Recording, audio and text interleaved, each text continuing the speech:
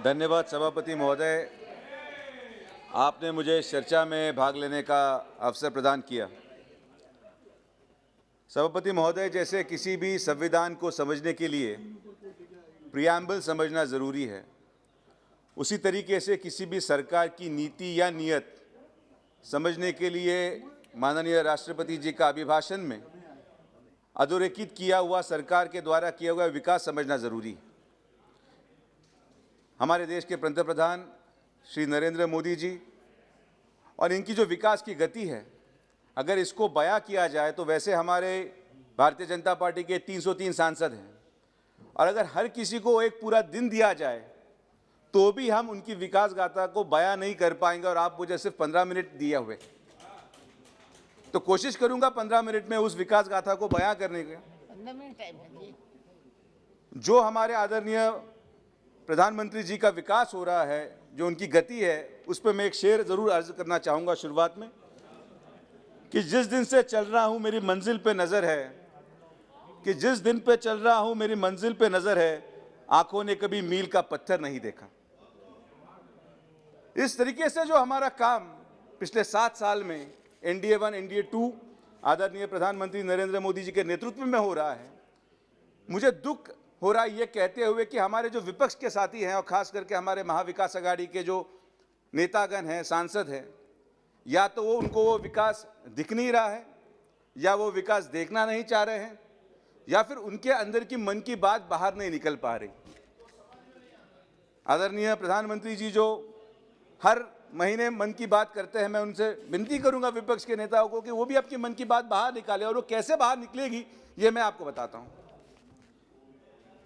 प्रधानमंत्री जी के नेतृत्व में हमारे राष्ट्रीय विकास मंत्री नितिन जी गडकरी ने महाराष्ट्र में पिछले 1 साल में विविध प्रकल्पों का भूमि पूजन किया और उद्घाटन किया।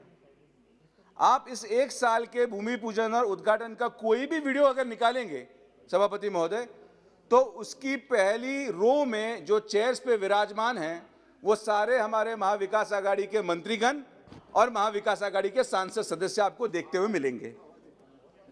तो एक जगह पे आप उस कार्यक्रम में शामिल हो रहे हैं जिसमें आदरणीय प्रधानमंत्री जी के विकास और उनके निधि के द्वारा रास्तों का निर्माण हो रहा है, लेकिन इस सदन में एक भी सांसद ने उनके विकास के बारे में बोला नहीं। इतना ही नहीं, 50% central reserve fund CRF fund माननीय गडकरी जी के माध्यम से महाविकास आघाड़ी को दिया गया, और उनके विधायक आज अपने अपने विधानसभाओं में उनका नारियल फोड़ते हुए आदरणीय प्रधानमंत्री का जिक्र भी नहीं करते। इससे ये बात जाहिर होती है, जो एक कहावत थी कि सेवा करे कोई मेवा खाए कोई, और इसी के दौरान मेरे लोकसभा में आदरणीय गडकरी जी ने 10,000 किलोमीटर के रास्तों के लिए निधि दिया, और मेरे अहमदनगर लोकसभा का जो विकास जो पिछड़ा हुआ था, उस तरीके में वहां पे इतना बड़ा निधि देके हम विकास को गति देने का प्रयत्न कर रहे हैं। तो ये जो विकास में शामिल महाविकास आघाड़ी के नेता थे, उनकी जिम्मेदारी नहीं कि आप टिप्पणी कीजिए, विपक्ष में आपको टिप्पणी करना जरूरी है, सरकार को सही दिशा दिखाना जरूरी है, लेकिन सिर्फ टिका कीजिए और उनके विकास में शामिल होकर उसकी आप तारीफ ना कीजिए, ये दोगलापन है। ये मैं बड़े नम्रता से कहना चाहता हूं। मैं कोऑपरेटिव सेक्टर से बिलोंग करता हूं। आदरणीय प्रधानमंत्री जी के नेतृत्व में जो सबसे बड़ा फैसला पिछले 1 साल में किया गया वो है कोऑपरेटिव मिनिस्ट्री सेंटर में खोली गई, सहकारिता मंत्रालय खोला गया, जो आज़ादी के बाद कभी नहीं हुआ, और उसके जिम्मेदारी एकदम सही आदमी हमारे गृह मंत्री जी अमित भाई शाह को दी गई। UPA 1 और UPA 2 ने क्या किया? कल उनके नेता बोल रहे थे कि स्टार्टअप इंडिया क्या है, आत्मनिर्भर भारत क्या है, तो मैं उनको समझाना चाहता हूं कि स्टार्टअप इंडिया, आत्मनिर्भर भारत, एंटरप्रेन्योरशिप, फार्मर एम्पावरमेंट, ये चालू ही कोऑपरेटिव से हुआ है। और मुझे इस बात का सौभाग्य प्राप्त हुआ कि मैं एक ऐसे परिवार में पैदा हुआ, मेरे ग्रेट ग्रैंडफादर कैलाशवासी पद्मश्री विट्ठलराव विखे पाटिल जी ने एशिया की पहली कोऑपरेटिव शुगर फैक्ट्री खोली और कोऑपरेटिव मूवमेंट शुरू किया। तो ये स्टार्टअप इंडिया उनको दिख नहीं पाया, क्योंकि UPA 1 और UPA 2 के सरकार ने महाराष्ट्र में हर कोऑपरेटिव शुगर फैक्ट्री को किसानों की FRP देने के लिए सिर्फ शुगर फैक्ट्रीज को कर्जा लेने पे मजबूर किया कि आप कर्जा लीजिए, एफआरपी दीजिए, कर्जा लीजिए, एफआरपी दीजिए। और इसके माध्यम से 10 सालों का इनका कार्यकाल में इन्होंने सारी कोऑपरेटिव शुगर फैक्ट्री जो महाराष्ट्र में स्थित थी उनको बंद की। और आज महाविकास आघाड़ी सरकार के 70% मिनिस्टर्स ने इन्हीं बंद पड़े कोऑपरेटिव शुगर फैक्ट्रीज को बहुत कम दामों में खरीदा और आज वो उसके मालिक बने बैठे हैं। यह इनका सेक्युलरिज्म है। 3 है और तीनों कोऑपरेटिव हैं, तीनों कोऑपरेटिव हैं दादा, तीनों कोऑपरेटिव हैं, प्राइवेट नहीं है। उसमें मैं आता हूं। हमारी सरकार ने क्या किया? हमारी सरकार ने शुगर इंडस्ट्री रेवोल्यूशनाइज की।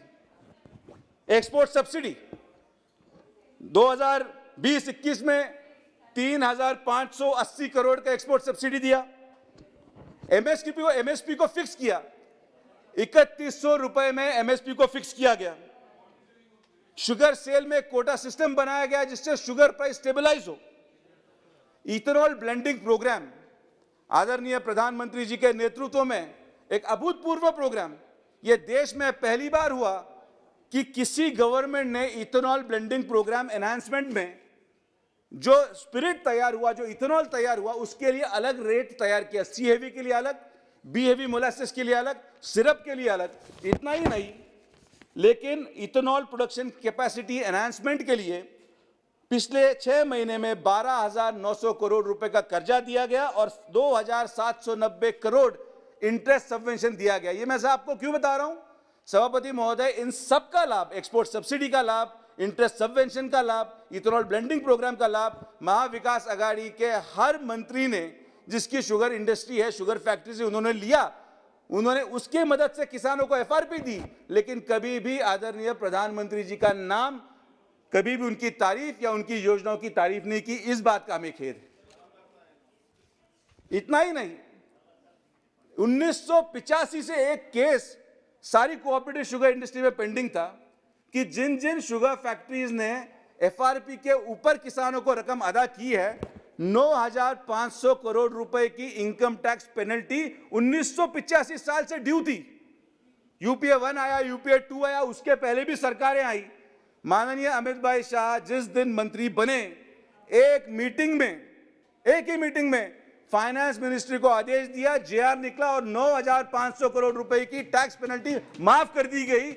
मतलब 35 सालों पुराना इशू 35 मिनट की मीटिंग में पूरा कर सके, हमें अभिमान है ऐसे सहकारिता मंत्रालय माननीय अमित भाई शाह का।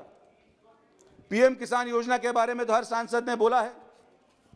यूपीए सरकार में 2008 में कर्ज माफी की थी और उस कर्ज माफी की रकम 60,000 करोड़ थी।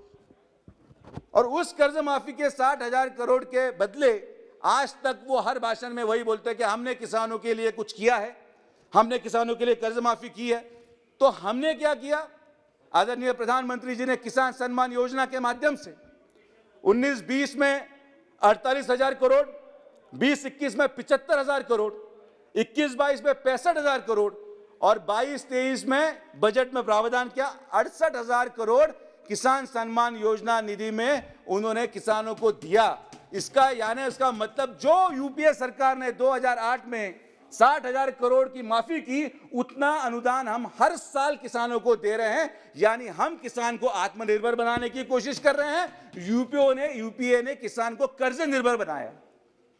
यही सच्चाई है सभापति महोदय। अभी योजना समझने में दिक्कत है, काफी सांसदों को है, आप आरोप लगा सकते हैं। इसलिए एक योजना मेरे हृदय के बहुत करीब है जिसके बारे में मैं जिक्र करना चाहूंगा, वो है राष्ट्रीय वयोश्री योजना। काफी कम सांसद जानते हैं इसके बारे में। हमारे विपक्ष के सांसद शायद ट्विटर लाइब्रेरी से या व्हाट्सएप यूनिवर्सिटी से पढ़ के आए हैं, तो दिक्कत हो सकती है योजना समझने में। इस राष्ट्रीय वयोश्री योजना की शुरुआत आदरणीय प्रधानमंत्री जी ने 2017 में की और ये ऐसी योजना है सभापति महोदय जिसमें 60 बरस के आगे जितने भी नागरिक हैं इस देश में, जितने भी नागरिक, उनको जो जरूरतमंद चीजें हैं उनके उम्र के हिसाब से, कोई चलने के लिए लकड़ी चाहिए, चश्मा चाहिए, कान की मशीन चाहिए, दांत चाहिए, कमोड चेयर चाहिए, व्हील चेयर चाहिए, ये ऐसे घटक हैं सभापति महोदय जिनको इनके परिवार देखते नहीं हैं। कोई नौकरी के माध्यम से शहर में गया है, घर में बूढ़े माँ बाप है, उनको देखने के लिए कोई नहीं है। प्रधानमंत्री जी ने यह निर्णय लिया कि अगर इनके बच्चे इनको देखते नहीं है तो मैं देश का सुपुत्र नाते मैं इनका ख्याल रखूंगा, और राष्ट्रीय वयोश्री योजना की अमल बजावनी की गई, उनका इंप्लीमेंटेशन हुआ। इतना ही नहीं, मैं बताने में मुझे खास अभिमान है, और ये शायद साथी सांसद नहीं बता पाए, मेरे पास लिस्ट है, मैं किसी का नाम नहीं लेना चाहूंगा, लेकिन इसमें विपक्ष के हर सांसद ने राष्ट्रीय वयोश्री योजना का कैंप अपने लोकसभा में लिया, और वहां पे इन नागरिकों को उसकी सुविधा देने का वो जो प्रावधान है वो किया। लेकिन आज सदन में कोई ये मानने को तैयार नहीं कि हम ये कर रहे हैं। इस बात का मुझे खेद है। और 2020 में हमारे उत्तर प्रदेश के आदरणीय मुख्यमंत्री योगी आदित्यनाथ जी ने वर्ल्ड रिकॉर्ड बनाया था। 28,000 लाभार्थी और 10 करोड़ का सामान आदरणीय प्रधानमंत्री जी के हस्ते उधर वितरित हुआ था। मुझे बताते हुए अभिमान हो रहा है कि पिछले नवंबर 2021 में मैंने अपने अहमदनगर लोकसभा में Guinness book of world record बनाया। इस राष्ट्रीय वयोश्री योजना में 40,000 लाभार्थी और 40 करोड़ का सामान हम अगले महीने आदरणीय प्रधानमंत्री जी के हाथ से वितरित करने वाले हैं। कितनी बड़ी योजना है, लेकिन योजना के लिए पढ़ना पड़ता है, उसको मेहनत करनी पड़ती है। सिर्फ टीका करने से तो काम होगा नहीं। अब मैं अगर अपने भाषण में महाविकास आघाड़ी गवर्नमेंट जो बहुत अच्छा काम कर रही है उसके बारे में ना बोलूं तो मेरा भाषण पूरा नहीं हो सकता। तो मैं 4-5 मुद्दे जरूर रखूंगा। सभापति महोदय, थोड़ा सा मुझे टाइम दीजिएगा। पेट्रोल और डीजल की कीमतों पे महाविकास आघाड़ी सरकार ने आंदोलन किया। पेट्रोल की कीमतें बढ़ी हैं, डीजल की कीमतें बढ़ी हैं, लेकिन जिस दिन सेंट्रल गवर्नमेंट ने सेंट्रल एक्साइज पेट्रोल पे 5 रुपए और डीजल पे 10 रुपए कम किए, उस दिन अपेक्षित था कि राज्य सरकार भी उसमें अपना कंट्रीब्यूशन लगाए, लेकिन राज्य सरकार ने 1 रुपए भी वैट माफ नहीं किया। उसके बदले में एक बहुत बढ़िया निर्णय हुआ जो देश में शायद किसी राज्य ने नहीं किया, लेकिन हमारे महाराष्ट्र में महाविकास आघाड़ी सरकार ने किया। हमने भाई पेट्रोल का वैट कम नहीं किया, लेकिन हमने दारू की एक्साइज ड्यूटी कम कर दी। आप जब ट्रैफिक में जाते हैं, ट्रैफिक में घूमते हैं, एक बस में स्लोगन दिखता है सभापति महोदय, नो वाइन नहीं, अल्कोहल, वोडका, विस्की। अभी जो पीते हैं उनको ब्रांड पता रहेगा, मैं तो भाई दूध पीने वाला इंसान हूं, तो बाद में बाहर बता दीजिएगा क्या है। तो रेट कम हो गया। आप जब ट्रैफिक हवलदार देखते हैं तो वहां लिखा रहता है डोंट ड्रिंक एंड ड्राइव, लेकिन हमारे महाराष्ट्र महाविकास आघाड़ी सरकार ने स्लोगन ही बदल दिया, ड्रिंक बट डोंट ड्राइव। हमने दारू सस्ती कर दी, पेट्रोल महंगा रखा है, तो ड्रिंक एंड डोंट ड्राइव। और अभी तो नई शुरुआत हुई है, ये किसी साथी सांसद ने कहा वाइन इज नॉट लिकर, ये तो नया संशोधन है भाई, अभी पी के देखना पड़ेगा कि भाई उसमें कुछ है भी कि नहीं। लेकिन मेरा यह मानना है कि वाइन अब किराने दुकान पे मिलाने का निर्णय महाराष्ट्र के महाविकास आघाड़ी सरकार ने किया। इसकी वजह मैं बताता हूं कि क्यों इस तरीके का निर्णय महाविकास आघाड़ी सरकार करती है। भाई दारू सस्ता कर रहे हैं, वाइन को अल्कोहल नहीं बोल रहे, तो वाइन के पीछे जो लेबल लगा है उसमें तो अल्कोहल परसेंटेज लिखा हुआ है। या तो उस कंपनी पे केस कर दो या फिर सरकार पे केस कीजिए। लेकिन ये इस वजह से कर रहे हैं कि महाविकास आघाड़ी सरकार चाहती है कि हमारे सारे नागरिक महाराष्ट्र में नशे में रहे, जनता नशे में रहे, ताकि जनता इनके किए हुए पाप देख नहीं सकते, इनके किए हुए ट्रांसफर की धांधली नहीं देख सकते। लेकिन मैं आपको विश्वास से बताता हूं कि इनका सत्ता का नशा ये जनता आने वाले वक्त में उतारेगी और वापस वहां महाराष्ट्र में भारतीय जनता पार्टी की सरकार आने वाली है। यूटिलाइजेशन ऑफ फंड्स इन ग्राम पंचायत, ये तो बड़ी खूबसूरत चीज है और मेरी हर बात झुटलाई जाएगी, लेकिन मैं एविडेंस के साथ बोल सकता हूं। 14th finance commission central government की फाइनेंस मिनिस्ट्री से मिलता है ग्राम पंचायतों को, लोकल बॉडीज को विकास करने के लिए, उनके गांवों का विकास करने के लिए।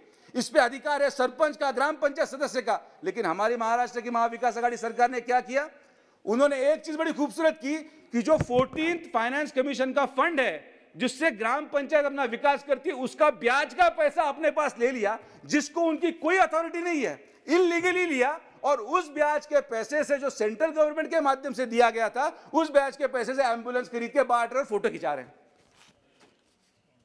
फ्रीडम ऑफ स्पीच और एक्सप्रेशन, कल मेरे साथी सांसद ने बोला फ्रीडम ऑफ स्पीच और एक्सप्रेशन नहीं रहा देश में, लेकिन यह बढ़िया कमाल का फ्रीडम ऑफ स्पीच और एक्सप्रेशन है कि आप महाराष्ट्र के कांग्रेस के अध्यक्ष मोदी जी को गाली दे, उनको गुंडा बोले, उन पे कोई गुनाह नहीं होता। लेकिन महाराष्ट्र के केंद्रीय मंत्री जी ने सीएम साहब को कुछ बोल दिया तो उनको अरेस्ट भी कर लिया, उन पे केस भी चल रहा। बहुत बढ़िया फ्रीडम ऑफ एक्सप्रेशन महाराष्ट्र में है। मैं तो जानता हूं आपने गिरेबान पे पहले झांक के देखिए, किसी पे आरोप करने से पहले। प्रधानमंत्री आवास योजना अर्बन, ये तो भ्रष्टाचार की कुंडली है विद एविडेंस। प्रधानमंत्री आवास योजना अर्बन में डीबीटी नहीं होता है, डायरेक्ट बेनिफिशियरी ट्रांसफर नहीं होता है, लेकिन यह मैं विद प्रूफ बोल सकता हूं और मैं रिकॉर्ड पे हाउसिंग मिनिस्ट्री को भी लिख चुका हूं कि अगर सेंट्रल गवर्नमेंट का उनका हिस्सा 50 करोड़ या सेंटर से निकलता है किसी डिस्ट्रिक्ट को, वो जाता है ट्रेजरी में महाराष्ट्र में, उस 50 करोड़ का ट्रेजरी में से 30 करोड़ माड़ा को जाता है और माड़ा उस 30 करोड़ में से 15 करोड़ ही डिस्ट्रिक्ट को देता है। इस पैसे की अफरा तफर में ये पैसा कहां यूटिलाइज हो रहा है, ये आज तक केंद्र के 1000 बार पूछने के बाद भी महाराष्ट्र सरकार इसका जवाब नहीं दे पाई। मैं कंक्लूड करना चाहूंगा 2 मिनट और, कि हमारे विजनरी पीएम आदरणीय प्रधानमंत्री जी के जो स्लोगन्स हैं, जैसे हम पहले कहते थे कि बटर यानी अमूल, पानी यानी बिस्लरी, ठंडा यानी कोको कोला, उसी तरीके से उनका दूरदृष्टि और जन सामान्य मानस से कोई कांटेक्ट है। हम उनकी योजनाओं को स्लोगन के रूप में आज आम घर का नागरिक भी जानता है। हेल्थ इंश्योरेंस यानी आयुष्मान भारत, कनेक्टिविटी यानी डिजिटल इंडिया, क्लीनलीनेस यानी स्वच्छ भारत और एलपीजी यानी उज्ज्वला, और ऐसे बहुत सारे स्लोगन्स हैं, आप इसका बयान कर सकते हैं। आप एक डिज्नी हॉटस्टार पे एक सीरियल है ma'am, special ops 1.5, 2 minutes, special of 1.5, 1 minute चलिए। मैं पैट्रियोटिक होने से वहां देखता हूं, वहां एक बहुत खूबसूरत डायलॉग है आखिरी एपिसोड में कि the less competent should not जज द मोर कॉम्पिटेंट, और यही यहां पे हो रहा है मैम। और इसलिए अंत में मैं एक शेर के माध्यम से अपने स्पीच को पूर्ण विराम दूंगा, जो कि मैं आज इतना कुछ बोल चुका हूं कि मुझको तमीज की सीख देने वाले, मैंने तेरे मुंह में कई जुबां देखा है। मुझको तमीज की सीख देने वाले, मैंने तेरे मुंह में कई जुबां देखा है, और तू इतना दिखावा भी न कर अपनी झूठी ईमानदारी का। मैंने कुछ कहने से पहले अपने गिरेबान में झांक के देखा है, धन्यवाद सभापति।